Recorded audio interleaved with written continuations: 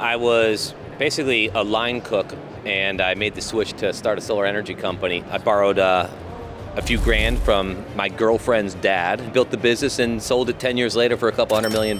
So we figured we were confident enough about the arithmetic to take our chances with our own capital and start building solar power plants in Brazil. If you want the world to be a certain way, you got to get out there and make it that way, and put your money where your mouth is.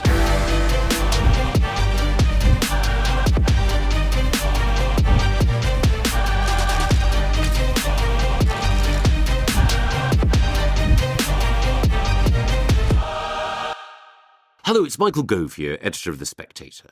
Alongside Wolfe Power Club, we'll be holding a fantastic energy conference on Monday the 24th of November.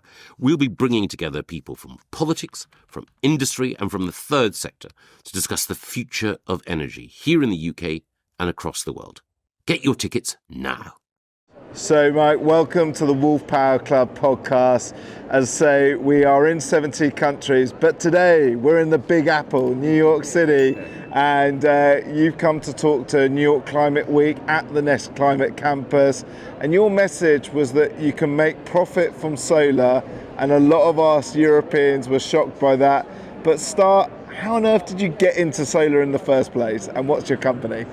Well, in the first place, I was basically a line cook up until 2007, and I made the switch to start a solar energy company.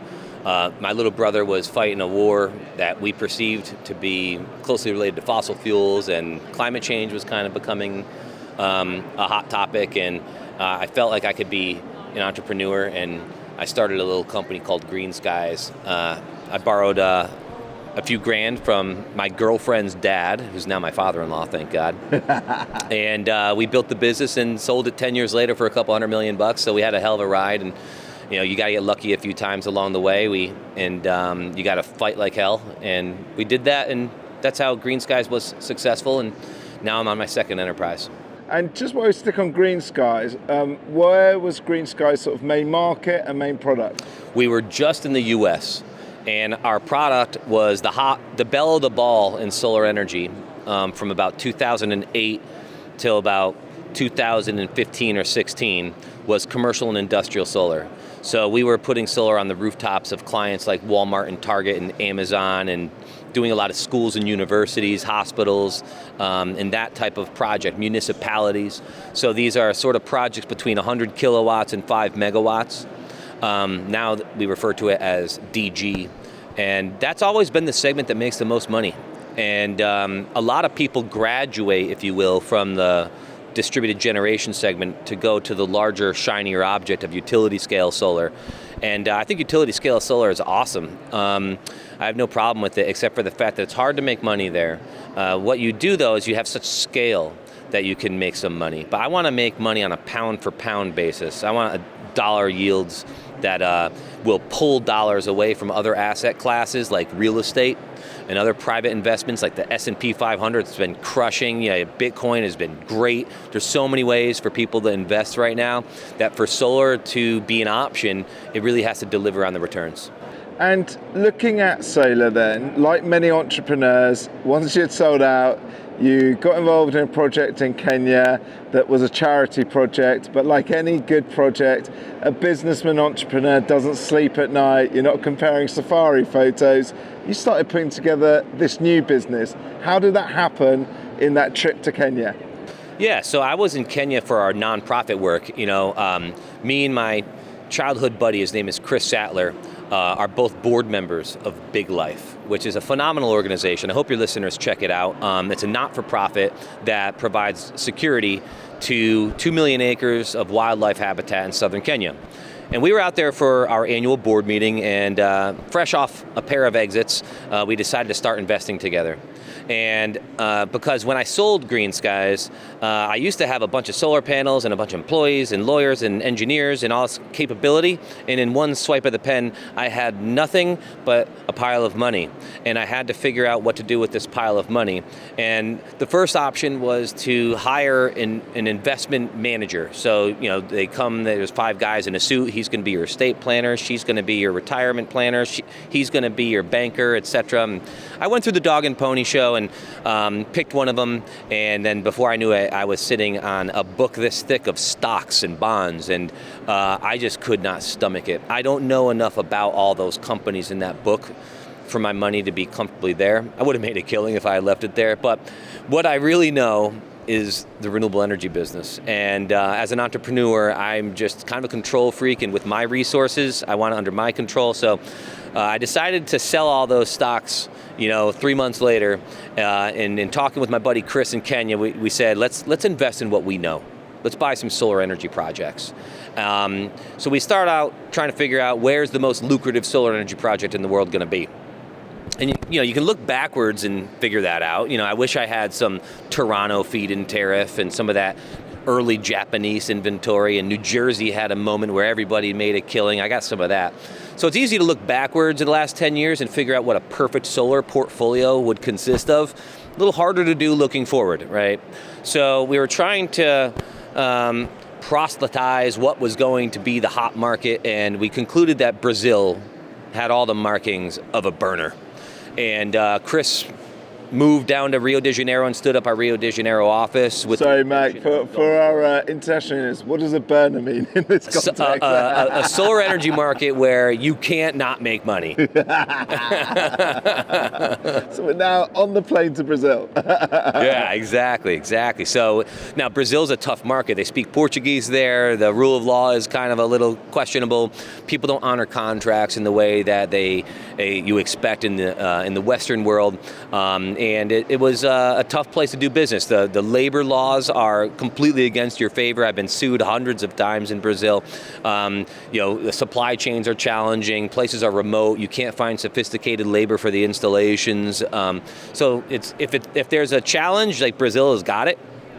But when you do the math, you could endure all those challenges and still making an oversized return. So we figured we were confident enough about the arithmetic to take our chances with our own capital and start building solar power plants in Brazil. And we did encounter every conceivable problem while doing that and still made money. The thesis proved itself. And once you kind of figure out those speed bumps, and then it starts scaling. And then, we really got the rabbit by the tail, or whatever the phrase is. So what's like the perfect Brazil project looking back? Because obviously I've looked at your website, impressive returns. As you say, you were one of the early movers in this part of the Brazil segment. What's like a project or company that you guys realized that solar would really return for the fund? And sort of how does it work for our listeners? I don't trust models. That's just an Excel spreadsheet. You need to understand what it's going to be like in operations, the real steel in the ground. And you have to have failed a lot of different times in a lot of different ways to know where you're likely to fail on the next go around. So when we looked at Brazil, it's a community solar market. So that means that I can buy some land, I can put up to 5 megawatts on that land, and I can sell that energy to any energy consumer within that same utility network. Sounds simple enough. But the utility companies aren't really prepared for this, to administrate that transfer of energy in the billing process, or to figure out how to interconnect many small distributed generation systems. And the contractors don't know how to build these things correctly. It was a fairly nascent market. So we really had to bring our expertise into the market and educate our other stakeholders and share with them our experiences in order to make money down there. So we started buying these projects and building these projects and taking our lumps. Projects were delayed. Interconnections could take a year beyond what was contractually the obligation for the utility company. But again, when you start off in the upper 20s on a return basis, and then everything goes wrong, you're like in the upper teens. So we've been able to charge our fees and then deliver to our clients 14% dollar-denominated returns without missing a dividend over the last 5 years. So we've stabilized that returns. And now we're sitting on a seasoned portfolio of solar energy projects in Brazil that do what we expect them to do. And we've mastered sort of the art of building solar energy projects in Brazil, and we've scaled up that enterprise, built a few hundred megawatts now. of operational inventory in that market, and it's just another badge of honor, and it's another trip around the sun, and we're just really happy to have taken on another challenge. The one project I was fascinated by in the keynote speech you've just done at Climate Week was that you spoke about an airport project where you're actually able to then move some of the old panels to form a company. I love the story that it was a solar and a pool company, but they went back to swimming pools. But I was interested because we were recently with some of the big manufacturers in Europe. They have struggled to see the value in recycling solar panels because new stuff is coming so cheap out of Asia. I was just understanding the company that recycles it, what you guys saw in them, and why you thought it was a good idea to recycle part of the airport solar panels as you reinvested. Yeah, there's not a lot of projects that have yet reached their end of their first life, but they're starting. So the project you're referring to is the Fresno Yosemite Airport project, originally built in 2007.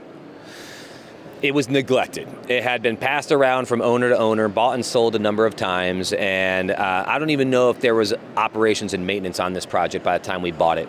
It was off. Project was off.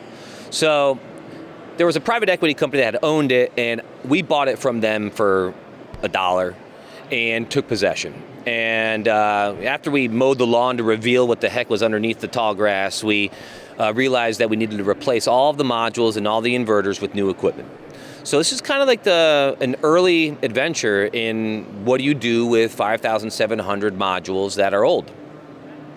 And we looked for recycling companies, and there are a couple, maybe 2 or 3 in the United States. They're pretty small operations, and they're just getting going. But I want to say they've done like 120 tons or something like that of the aluminum. They're able to recycle about 75% of the module today. The aluminum railing around the outside, the glass that sits on the top, and the copper wire is easy to recycle. The harder bits to recycle is the silver and the polysilicon that sits within the module, because that's a more intensive process. You need a lot of heat in order to recycle that. But it's also where the profitability for these recycling companies is going to come from. So right now, they're kind of barely surviving by recycling 75% of these modules and junking the rest. But where they want to graduate to is recycling 95% of these modules, recovering that silver and silicon, and having a profitable enterprise. So we got to see that firsthand. This particular group is called We Recycle Solar, great name, and they're down in Yuma, Arizona, and they did a fantastic job, and we were very happy with the way that they took this waste and converted 75% of it into reusable materials. But they also tested the modules, and it turned out of the 5,700 modules that we took off the Fresno Yosemite Airport project, about 1,000 of them were in good working condition. So those ones we shipped to Africa, and they're currently being used to power electrified fences for our nonprofit Big Life, and to power some schools in a place called Kimana. Now, talking about Africa, in your keynote you also said that actually you've seen some good returns, and that it's not all just about the not-for-profit. There's some real commercial opportunities out in Africa. What sort of led you down that path? Because, as I say, it's not close to home here. There's the inevitable challenges of logistics and operations and all the other stuff that's probably much easier to do between the US and Brazil. So where did the appetite for Africa come from? Well, my background is in Africa. I was in the Peace Corps, which is like in the US, we can volunteer for a couple years to in these countries after college. And I did that in Mali in West Africa. And my master's degree is in African studies. And I'm also a solar energy expert, having been doing this for the last 18 years. And Africa really needs energy. It's 25% of the world's working age population in the not too distant future. And almost half of Africans don't have access to electricity. You can't have such an unproductive working age population if we want the world to be at its best. So in order to contribute my experience in both Africa and renewable energy together, we created a fund that's on our platform where individuals can invest capital into our Solarize Africa portfolio. And under Energea's guidance and management, we go out there and look for real opportunities to make money in Africa. We need to be paid for the risk that we're taking. We need to be paid fairly, and there are opportunities to achieve that. We started off in sort of the easiest place in Africa to invest, Cape Town. It's sort of a little bit of financial stability in a sea of financial instability. We were able to select some commercial and industrial customers and some municipalities, a hospital, some retirement homes. Basically the cream of the crop of credits available on the African continent, and we provided them solar and batteries. We've issued thousands of invoices. They've all been paid on time. We've demonstrated our return. I want to say after our fees, we're approximately 10% of an IRR in dollars back to our clients net of fees. So it's not as high as what we're experiencing in Brazil, because Brazil was just an anomaly. But making a 10% return while powering Africa, there's a lot of people who want that product. And we've been able to prove it over 5 years now of consistent delivery of dividends. And now we're also established that beachhead. And from that beachhead, we continue to study and learn about the South African power pool and where's energy going to go and come from in the future of Africa. And now we're seeing opportunities that we really didn't expect when we got there, bigger opportunities. So we're looking at utility scale projects that operate through a procedure called wheeling, where it's like community solar. We can sell that power to other energy users from a centralized location. And so we have a project called Bonsmara that we're financing. It's a developer is developing it. We finance the developer. And all signs point to the fact that we can make money doing this. And we can manage those risks in a way that it's appropriate for my clients' retirement money and money that's precious to them and their families. Well, Mike, people on our podcast like to make money. Is what gets them excited about energy. I think also like hearing your ethos, it's really great. I can see coming through the want to make sure that everyone has electric supply, power supply. I know when I was at Shell, Malcolm Brinder put it well, that you only get people out of poverty with an energy supply. But Can you tell us about the platform? Because it's not just the 455 million odd that's been raised on it, but I'm interested in two parts. One, you put a slide up today about how much money is just sitting in people's bank accounts, not doing anything. And two, you talked about the instant access and making it possible that someone now can actually, they've heard your story today, they can get a bit of excitement and invest in these projects. So how does it work, and why do people just leave their money in their bank accounts and not do cool things like solar? Yeah, I mean, I'm a little bit old-fashioned, and financially I'm pretty conservative, although I would consider myself an environmentalist as well, with both Big Life and my for-profit business efforts. But I'm just kind of a little sick of the belly aching around climate change and people begging for the world that they want. If you want the world to be a certain way, you got to get out there and make it that way, and put your money where your mouth is. We need to summon the capital, pass a hat around, put some money in it, and get the job done. And that's what Energea is an attempt to accomplish. It's the plumbing for private capital to find its way to these important objectives. Well, at least they say it's important. Let's see. We're going to put it to the test. Because now there's a way to take the money out of their savings account or out of their retirement plan or out of their other investments and put it directly into renewable energy projects that are so important on a climatological basis. And they're also important on a financial basis. And I think that we get all of those accomplished with solar energy projects when they're done correctly. There's about $130 trillion being wielded by American individuals. That's sitting in our savings accounts, it's sitting in our retirement accounts, and it's sitting in our other investments. And less than 0.5% of that is finding its way into solar energy projects. And Energea is creating the transparent, easy-to-use platform so that people can guide their capital directly towards these solar energy assets and benefit from them financially, climatologically, and from a humanitarian basis. Now, we've touched on Brazil, we've touched on America, we've touched on Africa. For our listeners, please listen back. We've had the ambassador of Brazil already on this season. Nice. But what I'm interested in is, we haven't mentioned the special relationship. So 2 questions about the special relationship. One, can Brits use your system? And 2, why has a British fund not been something that's excited your company? Because I guess the obvious question is, we speak the same language, very easy commute. So first of all, can us Brits put money into your fund? And secondly, can you see an opportunity one day for British investment solar? I think that the way I look at it, we use a regulatory system, the SEC, the Securities and Exchange Commission of the United States. And we pass all through that regulatory process in order to convert solar energy projects into securities and to sell them to Americans. I'll sell them to anybody who wants to buy them. But I think it's more your country that would put limitations on your ability to buy then from me. So, no, right now we don't accept money from British, but it's because we're not going to go through the rigmarole of verifying our securities through your guys' regulatory process when I'm already through the regulatory process in the United States, and as we just established, is $130 trillion. So I don't need the investment community in the UK for this to work. If it were easy to do, I would love to do it. We would love to do it. I would love for investors from all over the world to be able to participate on the platform.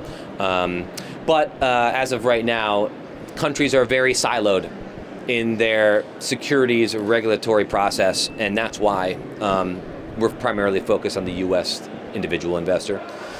But from an investment standpoint, I could buy projects in the UK, and I would be very interested in doing that.